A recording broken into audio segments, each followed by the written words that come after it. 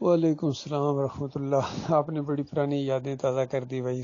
اس واقعے کو کون بھول سکتا ہے، رائیونڈ میں جو پیش آیا تھا۔ اصل میں ان دنوں کے اندر ہمارے پنجاب لیول کے جو پروگرام ہوتے تھے وہ مختلف شہروں میں کرتے تھے دعوت اللہ کے پروگرام، خاص کر ایسے شہروں کے اندر جہاں ہمارے کچھ مراکز نہ ہوں، مساجد نہ ہوں، تاکہ وہاں دعوت پھیلے اور مراکز بنے، مساجد بنے۔ تو اس سلسلے میں ہمارے پروگرام ہر مہینے میں ایک پروگرام ہوتا تھا۔ حکیم رمضان اس وقت زندہ ہوتے تھے، وہی پنجاب کے امیر تھے۔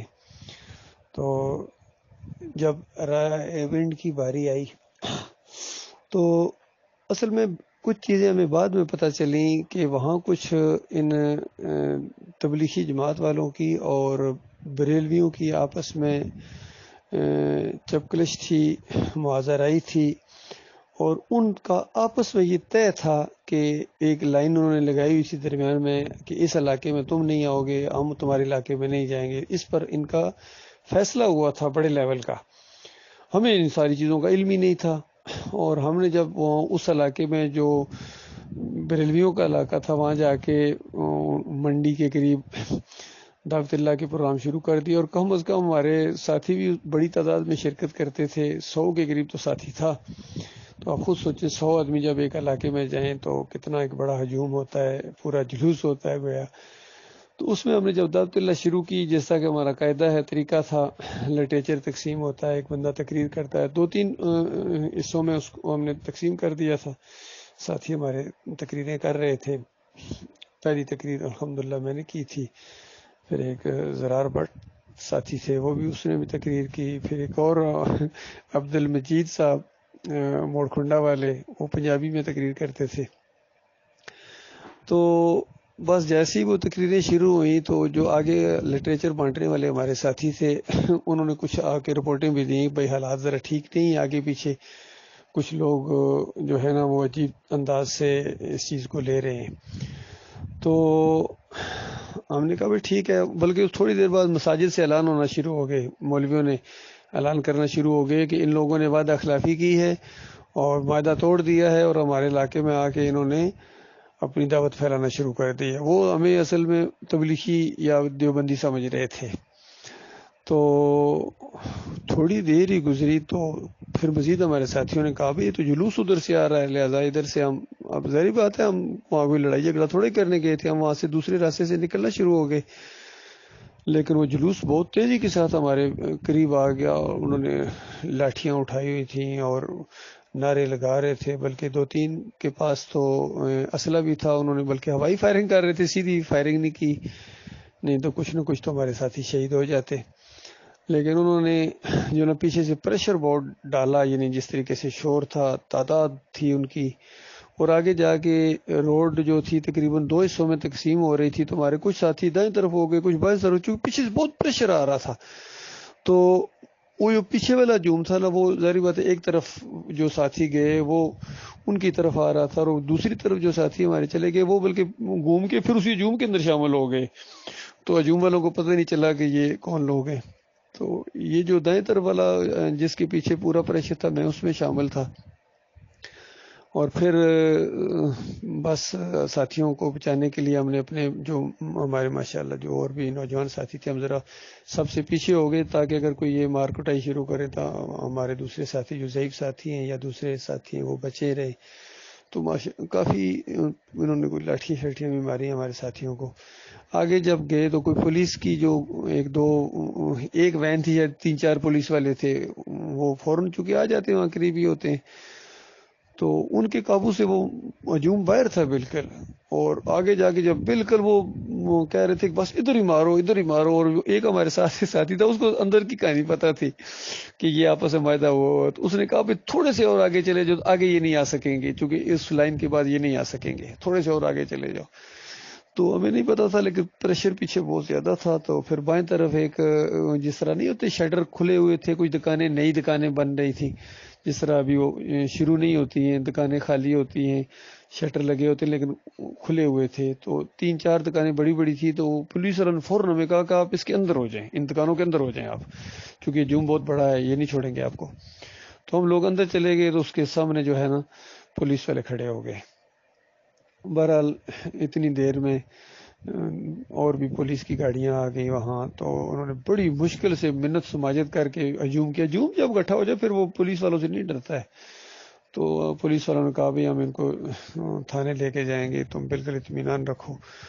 تو اب سب کو انہوں نے گاڑیوں میں، وہاں سے لوکل گاڑیوں انہوں نے کچھ کر لی پولیس والوں نے، جس طرح ٹوٹا ہائیس ٹائپ ہوتی ہے پبلک، تو اس میں ہمیں بٹھا کے تو ہمیں تھانے کا وہاں سے تقریباً میرے خیال میں 10 منٹ کا فاصلہ ہوگا، جو بعد میں نے اندازہ لگایا وہاں سے جو پولیس اسٹیشن کا جو فاصلہ تھا گاڑی میں 10 منٹ بلکہ 5 منٹ میں بھی گاڑی وہاں پہنچ سکتی تھی.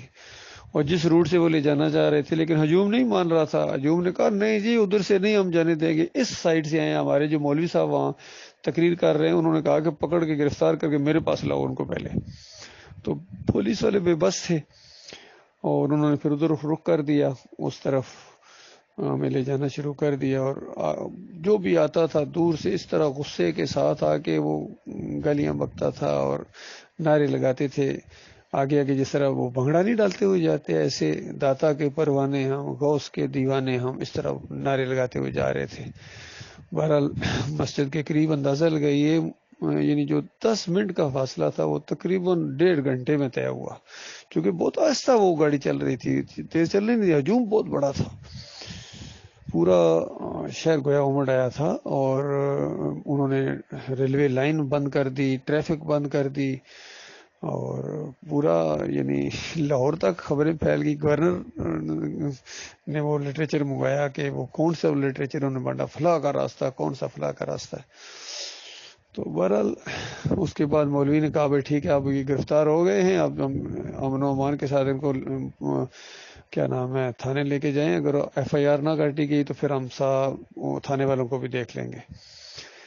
تو وہاں پہنچے جب ہم 51 آدمی تھے ہمارے ساتھی جو گرفتار ہوئے. تو جب وہاں پہنچے تو انہوں نے نام شام سارے لکھے، اور پولیس والوں کو اپنا ایک سٹائل ہوتا ہے، وہ کہتا جی پہلی تقریر کنے کی تھی جی. تو میں نے کہا بھائی پہلی تقریر تو میں نے کی تھی اور دوسری وہ بیٹھا، میں نے زرار کی طرف اشارہ کیا، میں کہا وہ بیٹھا دوسری اس نے کی تھی. کہتا تیسری، وہ میں تیسری کے لیے وہ عبد المجید صاحب کی طرف میں نے دیکھا تو وہ اس میں نہیں تھے. تو کہنا اچھا وہ بھاگ گیا یعنی بھاگ گیا، کیونکہ وہ دوسرے گروپ میں ہو گئے ہوں گے. تو اس انداز سے وہاں رہے. پھر جناب وہاں جو ایس ایچ او تھے وہ تو خیر اس نے اندر بلایا، تھوڑی دیر بعد بات چیت ہوئی، اس نے اس کا انٹرویو ایشو جس طرح ہوتا ہے وہ اخبار میں بھی دوسرے دن چھپا تھا، لیکن یہ اس کے لیول کا کام نہیں تھا. پورے شہر نے گھیراؤ کیا ہوا تھا تھانے کا. بس اللہ ہی نے ہمیں بچایا ہے ان کے ہاتھوں سے، ورنہ وہ اگر کود کے اندر آ جاتے تو اس تھانہ بھی ایسا ہی تھا، اس کی کوئی دیواری شارے کوئی نہیں تھی ایسی، بالکل جس طرح گاؤں کے مکانوں کی بیک اس کے ساتھ لگی ہوتی، اس طرح کی چیزیں تھیں وہاں. بہرحال اس کے بعد جو سی پی او ہوتا ہے، بڑا افسر ہوتا ہے پولیس کا، وہ آیا وہاں. تو اس نے پھر بلایا، ان کے مولوی صاحب کو بھی بلایا، اور ساتھیوں نے مجھے آگے کر دیا تھا کہ اس ایسے موقع کے اوپر آپ ہمارے امیر ہیں اور سارے معاملات آپ نپٹائیں. تو میں اندر گیا اور وہ مولوی بھی اندر بلایا. تو مولوی صاحب سے اس نے پوچھا مولوی صاحب کیا اعتراض ہے آپ کو ان سے؟ کہتا جی یہ گستاخی رسول ہیں جی. ان کا کون سی گستاخی کی، کون سا الفاظ بولے ہیں؟ انہوں نے کہا جی وہ الفاظ تو مجھے نہیں پتہ ہے، میں نے نہیں سنے ہیں، لیکن یہ ہے کہ جو کتابیں بانٹ رہے ہیں یہ کتابیں اس کے اندر گستاخی ہے. اس نے فلاں کا راستہ اس کے ہاتھ میں پکڑایا کہ دیکھو اس کے اندر کون سی گستاخی ہے، اس لائن کو انڈر لائن کرو. تو ادھر ادھر دیکھے، کبھی صفحہ اگلا الٹے، کبھی یہ کرے. تو اس نے اس کو کہا کہ آرام سے، اتنے وہ گھبرانے کی کوئی ضرورت نہیں، باہر آپ آرام سے چلے جائیں، آرام سے اس کے انڈر لائن کر کے پڑھ کے پھر آئیں مجھے بتائیں. باہر چلا گیا وہ مولوی اور پڑھ کے آیا. تو یقین کرے کوئی کسی ایک لائن کے اوپر وہ نشاندہی نہیں کر سکا تھا، کیونکہ فلاں کا راستہ لکھا ہی اس انداز سے کہ اس کے اندر گستاخی رسول کیا، وہاں تو نبی علیہ السلام کی سنت پر زور دیا گیا ہے اور توحید پر زور دیا گیا ہے، قرآن آیات کے ذریعے، حدیث کے ذریعے اس کے اندر ایمان کی بات بتائی گئی ہے. تو بہرحال وہ نہیں نشاندہی کر سکا. تو پھر اس نے بلکہ تھوڑا سا سخت الفاظ بولے مولوی کے لیے کہ آپ نے فتنہ برپا کر دیا ہے. تو میرے سے بھی پوچھنے لگا بھائی آپ نے یہ چیز، میں کہا ہمارا تو طریقہ ہی یہی ہے، ہم تو دعوت دیتے ہیں، خیر خواہ ہیں ہم اپنے بھائیوں کے، اور توحید کی طرف، ایمان کی طرف ان کو بلا رہے ہیں، کوئی ہمارا فرقہ نہیں ہے، کوئی مسلک نہیں ہے، کوئی ہم سیاسی لوگ نہیں ہیں۔ تو اس نے کہا چلو ٹھیک ہے۔ پھر وہ جو ہے وہاں سے ہمیں لانا تھا اصل میں لاہور میں، تو رات کو وہاں انہوں نے رکھا ہمیں۔ دوسرے دن صبح بڑی گاڑی آئی، پولیس کی جو بڑی گاڑی ہوتی ہے، اور بہت بڑا چونکہ خطرہ تھا، اور باقاعدہ 2 گاڑیاں آگے جن کے اوپر گنیں لوڈ تھیں، 2 گاڑیاں پیچھے، تاکہ پبلک سے بچانے کے لیے۔ درمیان میں بڑی گاڑی تھی جس میں بس ٹائپ ہوتی ہے، اس کے اندر ہم سارے بٹھایا انہوں نے۔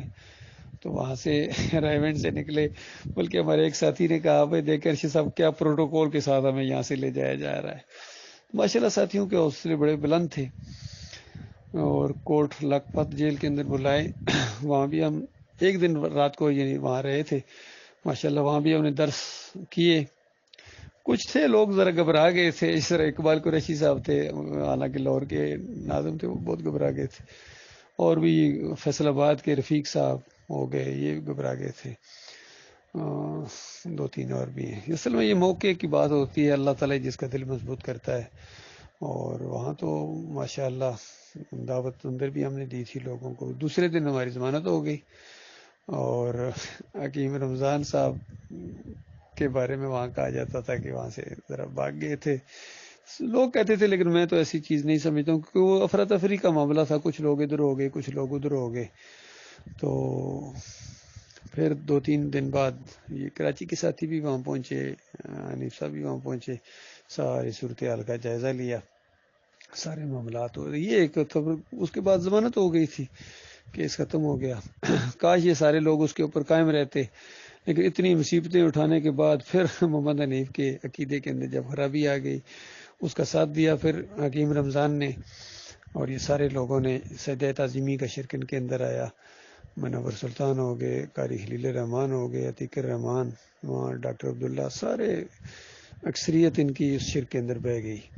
بہرحال الحمدللہ ہمارے تو ایمان خالص ہمارے لیے کافی ہے، ہم انشاءاللہ اسی کے اوپر قائم ہیں، اسی کے اوپر قائم رہیں گے، اللہ کی توفیق سے ہم انشاءاللہ ایمان کی اس شمع کو بجھنے نہ دیں گے۔ ہماری دعوت جاری و ساری ہے۔ محمد حنیف صاحب کو 7 مہینے ہم سمجھاتے رہے کہ دیکھو یہ عقیدے کی خرابی کے اندر مبتلا نہ ہو۔ ڈاکٹر عثمانی رحمۃ اللہ علیہ بحثیں کیا کرتے تھے مسلک پرستوں کے خلاف سجدہ تعظیمی کے حوالے سے، اور ڈاکٹر صاحب فتویٰ لگا کے گئے ہیں کہ جن کا ایمان عقیدہ خراب ہوتا ہے وہ اس طرح تفسیر کرتے ہیں کہ یوسف علیہ السلام کو سجدہ ہوا، تو آپ نے کیوں یہ تبدیلی کر رہے ہیں، عقیدے کے اندر یہ خرابی ہے، شرک ہے۔ تو بجائے اس کی کہ توبہ کرتے، معافی مانگتے، ان کے عقیدے کے اندر 2-3 شرک اور آ گئے، چونکہ جس طرح جھوٹ ہی ہوتا ہے، ایک جھوٹ کو ثابت کرنے کے لیے اور جھوٹ بولنا پڑتے ہیں، اسی طرح محمد حنیف صاحب کو یہ شرک ثابت کرنے کے لیے مزید شرک کرنے پڑتے ہیں، اور ابھی اندہ کرتے رہیں گے، دیکھ لیجئے گا جب تک یہ توبہ نہیں کرتے ہیں۔